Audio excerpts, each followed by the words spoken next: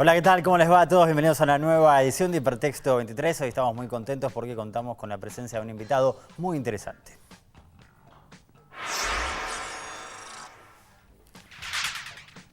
Cristian Alarcón nació en La Unión, Chile, en 1970. Se licenció en la Universidad Nacional de La Plata. Escribió en los diarios Página 12 y Crítica, en las revistas Rolling Stone, TXT, Gato Pardo, Sojo y Debate. Fundador de Cosecha Roja, red de periodistas judiciales de América Latina. Dirige además la revista Anfibia de la Universidad Nacional de San Martín. En 2012 fue elegido profesor visitante en el Instituto de Estudios Latinoamericanos de la Universidad de Texas. Este es un mundo que vive de la traición y los traidores a la muerte se la ganan. Esta frase corresponde a su libro Cuando me muera quiero que me toquen cumbia. Bueno, muchas gracias, Cristian, por estar en Hipertexto. No, muchas gracias a vos. Pensaba, ¿sabés qué? Quería arrancar por ahí, en los títulos, ¿no?, de los dos libros. Si me querés, quereme tranza, y cuando me muera quiero que me toquen cumbia. Porque tiene que ver, me parece, con el oído, que es como lo básico, ¿no?, para empezar con el tema de la crónica, ¿no? Digo, me parece que el título en ese sentido genera como un disparador de lo que es tu obra y de lo que es el género que más trabajás. Sí, son títulos musicales, si se quiere. En algún sentido, no solo porque cumbia remite a ese ritmo latinoamericano y popular, sino que también hay una búsqueda en esta literatura de no ficción o crónica latinoamericana de un tono que viene de la experiencia que vive, en este caso, el autor, el cronista, en la calle, en algo que podríamos llamar etnografía profunda o inmersión. Y títulos que vienen de diálogos directamente, ¿no?, a su vez. Sí, Cuando me muera es un título que le agradezco a Pedro Lemebel. Ah, mirá. Pedro fue quien, en una de sus primeras visitas a Buenos Aires, estaba en el Hotel Boquitas Pintadas, como para cerrar el círculo con Puig. Toda la tradición, ¿no? Y fue él el que me dijo, niña, ponle el nombre o la estrofa de una canción, y ahí surgió esa canción que era la preferida del protagonista del Frente Vital. Claro. Y que además era un deseo, ¿no? Era el deseo efectivo de cuando se muriera tocaran una canción, digamos. Y que resume Cuando me muera, quiero que me toquen cumbia, ahí está otro. La pulsión vital y fatal que convive en los territorios en muchos jóvenes. Sí. Y este libro es un libro del fines de los 90, que salió en el 2003, que ha vendido muchas ediciones y que ha sobrevivido, digamos, en las bateas o en los anaqueles de las librerías y sigue circulando. Y sin embargo, parece ser que todavía habla de algo que sigue ocurriendo en el conurbano y en esas zonas, ¿no? Bueno, te iba a preguntar justamente cuáles son las... Primero vamos a contar de qué trata el libro, ¿no? Es sobre la vida y un poco la muerte también de una persona que se vuelve casi héroe de la villa por los robos que hacía, que tenían que ver con distribuir alguna de las ganancias entre la gente de la villa, alimentos, leche, yogur, todo eso. Pero te quería preguntar cómo ves las referencias a la delincuencia hoy, cómo cambió el tema, por ejemplo, cuando se habla tanto de inseguridad en los medios. Imagino que a vos también te debe tocar porque estuviste en los lugares, hablando con un montón de gente, averiguando cosas. Digo, ¿qué diferencias notás en el paso del tiempo que hubo? Bueno, el Frente Vital es un héroe suburbano que no podría nacer hoy. No podría nacer hoy. No podría nacer hoy porque básicamente el libro habla sobre esa ruptura en eso que se llama códigos en el barrio, ¿no? Ese decálogo no escrito de lo que se puede hacer dentro de la ilegalidad o de cuál sería algo que podríamos llamar una buena ilegalidad para ciertos sectores.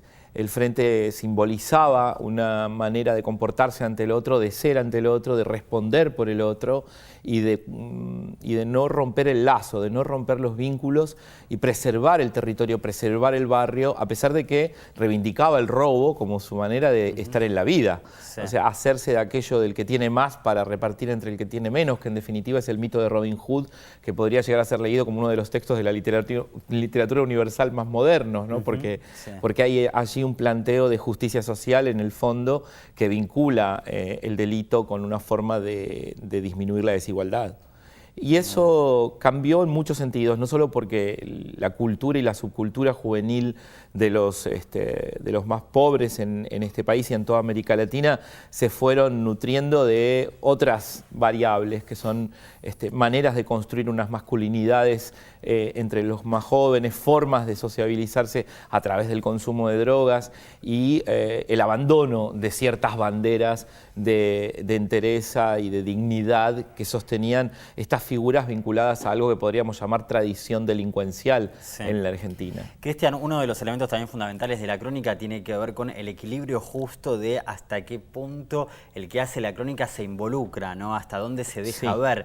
¿Qué referencias tomás vos para mantener un poco ese equilibrio? O sea, que esté la voz, pero que no esté tanto como para tapar las demás voces, ¿no? Sí, yo creo que el problema de la crónica hoy es que las voces en primera persona de ciertos autores a veces tapan las voces de los protagonistas de las historias que queremos escuchar y contar, ¿no? Y leer.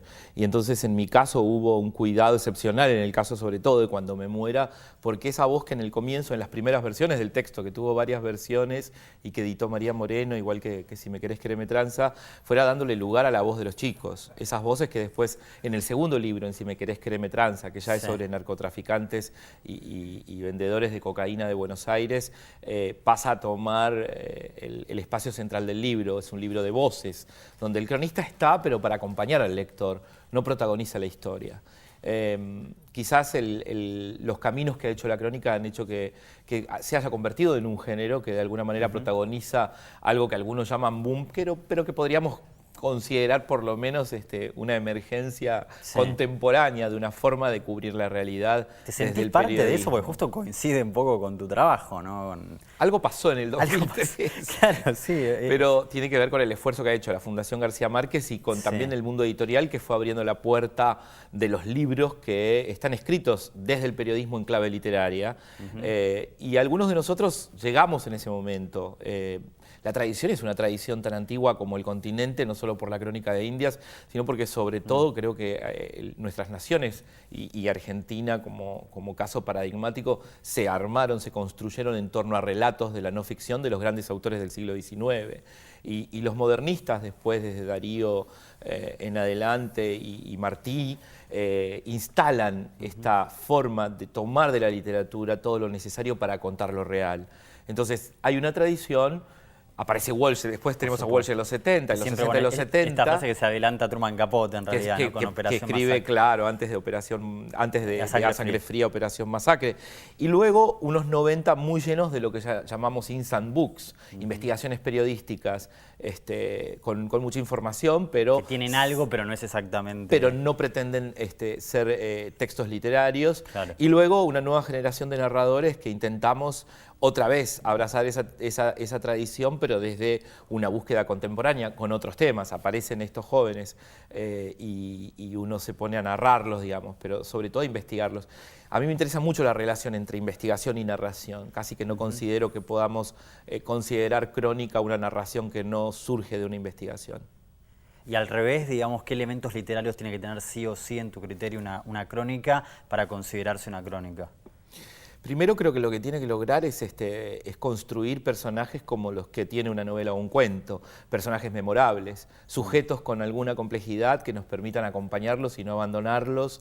Tiene que tener algo que llamamos ritmo y tono, como en toda narración literaria, y yo creo que lo fundamental hoy es que atraviesen una zona de la realidad, se comprometan con lo contemporáneo, con lo que está pasando aquí ahora, y no abandonen esta búsqueda del periodismo, que es en definitiva dar cuenta de este mundo, no del mundo pasado, o sea, no la narración histórica, ni tampoco un periodismo de anticipación que estaría buscando las soluciones para el futuro, sino algo que está comprometido con su época y que, por lo tanto, está buscando también una nueva forma de decirlo, porque se agotan los lenguajes, se agotan las formas y las fórmulas de los relatos, y los lectores están esperando otra forma de experimentar la lectura, ¿no? Sí. En los dos libros, digamos, se advierte una relación muy fuerte o un vínculo muy patente con cada una de las personas que te vas cruzando en el camino.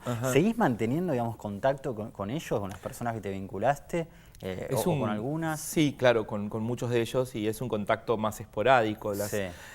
Hay una enorme diferencia entre esa instancia que es la de la investigación, cuando casi todo el tiempo que uno puede invertir en vivir con el otro, la experiencia cotidiana del otro, es lo que va a alimentar después tu texto y tu relato. Y el momento en el que uno despega, porque el libro salió publicado, el otro accede a la propia historia, o sea, lee lo que escribiste sobre él y la vida continúa. Veo cada tanto a la mamá del frente, al hermano del frente, Vital, Con mi chico somos padrinos del vestido de 15 de su hija que va a cumplir 15 años en el verano. ¿Sigue teniendo él vigencia? Digo, no sé, bueno, en el libro contás de cosas, cuando hay un robo, cuando hay un tiroteo, siempre terminan invocándolo. ¿Sigue pasando eso? Sí, su tumba sigue siendo en San Fernando un lugar de peregrinación. Sí.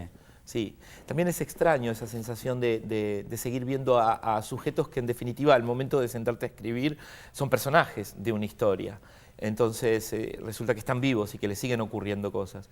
A veces en los primeros tiempos, después de terminar un trabajo de tanto tiempo, de tantos años, uno siente que debería seguir de alguna manera contando las historias, o sea, como si pudiese escribir una especie de tira cotidiana. Sí, que no termine nunca. Claro, de esos devenires que siguen siendo interesantes. Claro, ¿no? Claro, qué interesante.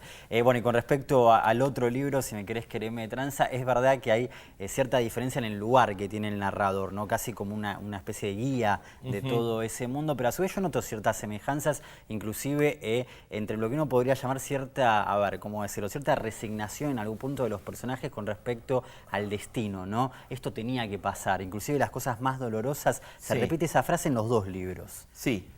A ver, sí, hay algo vinculado a una tragedia asumida. Exacto, eso, exactamente. Y también a esta noción de que la traición convive con nosotros y de que la traición no es simplemente aquello que Shakespeare nos contó primero que nadie para señalar la existencia humana y su rasgo más tremendo, que es sobreviviremos a pesar del otro. Estaremos aquí a pesar del otro, por lo tanto no me va a importar cambiar mi palabra por una acción que la contradice. Totalmente. Y esto en ciertas comunidades, en ciertos grupos, sigue estando vigente de otra manera. Yo descubrí en algún sentido con los narcos que en ese mundo de traiciones, la traición no era una forma simplemente de eliminarlo al otro, sino que había en el ejercicio de la traición una forma de perpetuar ese dinamismo extremo que tiene la vitalidad del narcotráfico o de la ilegalidad. O sea, inclusive de sobrevivir sería, ¿no? Una forma. Sí, y de crecer, de progresar, claro, y de ganar, ¿no? Hay algo que tiene que ver con una disputa por el poder y no solo por la subsistencia, creo que tiene que ver con algo todavía más profundo, ¿no? No se trata solamente de reglas económicas que se ponen después en evidencia en el cómo matar y eliminar al otro, no, hay algo más que eso. Pensaba, bueno, son obvias las diferencias, ¿no? Pero hay cierto condimento del libro que me hace acordar a Breaking Bad, esta historia de que alguien que no está tan vinculado al mundo del narcotráfico de repente ingresa y con todo.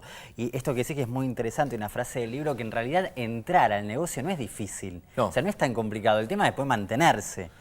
Pero ingresar al mundo del narcotráfico no es gran... Claro, y dejar de ser un soldado. Claro. O sea, el progreso que rompe el lugar, digamos, en donde sos el eslabón más débil y vulnerable de la cadena, que en definitiva siempre son jóvenes, cada vez más jóvenes, cada vez, te diría, más niños. Y salir de ese lugar, digamos. Sobrevivir a la primer juventud. Llegar al manejar lo que se llama una plaza, controlar algún espacio del negocio y a partir de ahí, a través de la traición y de la negociación con las policías o con aquellos que deberían controlar el delito, pero en general lo regulan, dar un salto que te permita blindarte, tener tus propios soldados, protegerte del mundo y construirte como un capo. Sí, pero bueno, en relación a esto de Breaking Bad, obviamente hubo muchísima información, ¿no? Con respecto al mundo del narcotráfico, también como con el otro libro, pasó mucha agua bajo el puente. Es que es increíble, porque digamos, cuando los dos temas, ¿no? Es que el libro salió demasiado pronto. El libro, sobre todo para los editores. Tendría que haber esperado un poco. Si hubiera salido en este clima de un tema tan globalizado como el narcotráfico, en los momentos inclusive en los que ya, Cristian, en la literatura y no tanto en la crónica, ¿no? Ya se volvió un tema literario. Ya se volvió un tema recurrente. Sí. De alguna manera es un tema recurrente, sobre todo en algunos países. Hay toda una tradición, se podría decir, sobre autores que se dedican a esto, ¿no? Desde los mexicanos hasta los colombianos, ya hay una pila así de libros sobre narcotráfico. Yo a veces me niego a pensar que escribí sobre narcotráfico, ¿no? Creo que me sumergí en las vidas de estas personas, no porque quería volverme un experto en narcotráfico, que es un lugar al que me niego, ¿no? Porque hay gente que sabe realmente, porque investiga desde las ciencias sociales ese fenómeno. Yo creo que Si me querés quererme tranza es una invitación, digamos, a una historia que está más ligada a cómo las violencias rurales se convierten en violencias urbanas, a cómo las herencias de las tragedias se reproducen en las familias y en los los clanes, Sí. a cómo los clanes latinoamericanos siguen estando en disputa, como lo estuvieron antes en otras tierras, ahora en estas tierras urbanas y suburbanas, y a cómo el amor, la traición, el odio, la paternidad, la condición de hijos desheredados o huérfanos atraviesa la existencia de las personas y las vuelve singulares, porque los personajes no son calcos de otros que podría verse en otros relatos, son realmente muy singulares. Cristian, un verdadero gusto, hayas estado en Hipertexto, muy amable. No, muchísimas gracias. Y gracias a ustedes, nos reencontramos la semana que viene.